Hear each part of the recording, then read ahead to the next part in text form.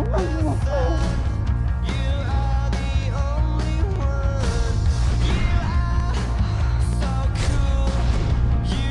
guys are gonna take care of him?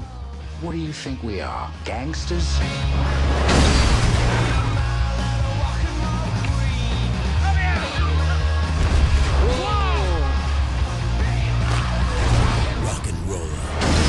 I sort of felt as though there was an audience for this kind of film. Also, it just seemed to me that the timing seemed to be right. It's kind of reflecting the evolution that I've seen take place in London over the last 20 years. And frankly, I just wanted to enjoy myself. And this was the best way I knew how, creatively. Let me tell you how this works. You're going in the drink, and I'm going to have a cup of tea. Beneath your feet is the famous River Thames. I just hope for your sakes you can hold your breath for as long as it takes my kettle to boil. These are the very dark glasses. They're mine. And I went down to the set for the first time wearing them. It was a sunny day. And I said, Guy, well, this is, he said, that looks great. I said, yeah, it is, bald head and everything. He said, no, the sunglasses are just perfect. So I said, no, they're mine. They're not to do with the character. He said, you keep them on. So I have him to thank for doing an entire movie with dark glasses on, and that's really cool. Guy wanted him to be thin. He's a crackhead. Crackheads are thin. But he didn't want me smoking crack, so we had to find a different way. So I starved for 7 days, took a lot of my muscle weight down, and then ate 1 meal a day for 9 weeks over the rest of the shoot. So that was how it happened. But my body looks wicked, I think. I don't know what you think. Mumbles. 1, 2. I bet you could operate a nice gas shower. I could see you with a couple of S's on your collar. Stiff goose in your step. I loved the scene with Gerry when we were dancing, partly because I had absolutely no idea how it could work. I mean, we were just doing not nothing, but worse than nothing. Just the kind of thing, and with a straight face too. You know, my character is very muted and sort of detached, and Guy just had he really had a vision of how he wanted it to play and the tone of it, and we went along with it, totally trusted in it, and I think it's just the most inventive, unpredictable, brilliant little moment in the movie, and one that I'm really proud of, partly because it was just leaving it all, just surrendering to you know, what he wanted, and it worked. You're not joining me? Sure. I like to dance. Well, I had a lot of fun.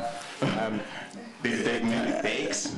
We were at it for quite a while, and it wasn't just Tandy and I that were dancing. He was in the background, kind of like, you know, swinging his hips and doing hula hoops and like, yeah, try this, try that. And Tandy and I, when we were doing a couple of the scenes together, would be talking about it and like, let's, you know, like throw some stuff together. So it was a mixture of rehearsed stupid moves, and then some improvised stuff, and then some stuff that Guy would throw in, and yeah.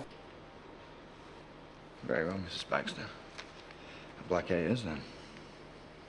We arrived to work that day, and Gerry was very, very unwell indeed. And I think a message was sent to set, Tandy's not going to kiss Gerry today. And so we had to, well, Guy had to work around it. And I thought that we'd just cancel the day and come back and get undressed another day. But as a result, no, we've got this scene which is just genius, and I don't think we could have, or I don't know whether Guy could have created it had we not had these... Of course I could. But it was the limitations of what was happening that made for this little sort of gem, and I was delighted. No offence, Gerry, but... it was more challenging, though, having to climax in a close-up to camera. But there we are. Fun movie set, you know. It was a great script, it was a great cast, and I'd always heard Guy was a wanker, but he wasn't at all. I mean, he was actually absolutely lovely and charming and very easygoing, but yet knew how to run a tight ship. You know, it was always, I'm sure you'll hear in the course of the day, his 5, 4, 3, no matter what was happening, and everybody had to be ready to film when you hit 1. And it's actually a very effective way to cut down filming time. So But I think, you know, I don't want to speak for everybody, but I will. We all had a great time. So just put the bags in the car, close the door, walk away. Now, boys, do as you're told. Put the bags in the car, walk away, and keep smiling. Sorry, is this a robbery? Yes, it is a robbery. Thank you.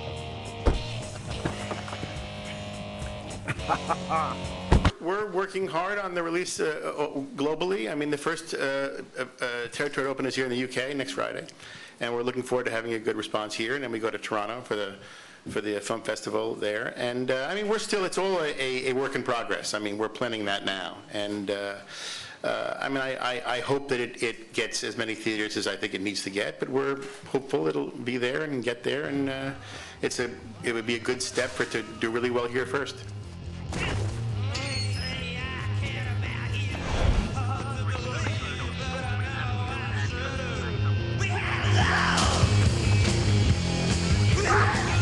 I've already written number 2, so as soon as they go, I don't want to be so presumptuous as to go and make number 2 before they've gone and seen number 1. So yeah, as soon as if things are looking good, then we'll make number 2.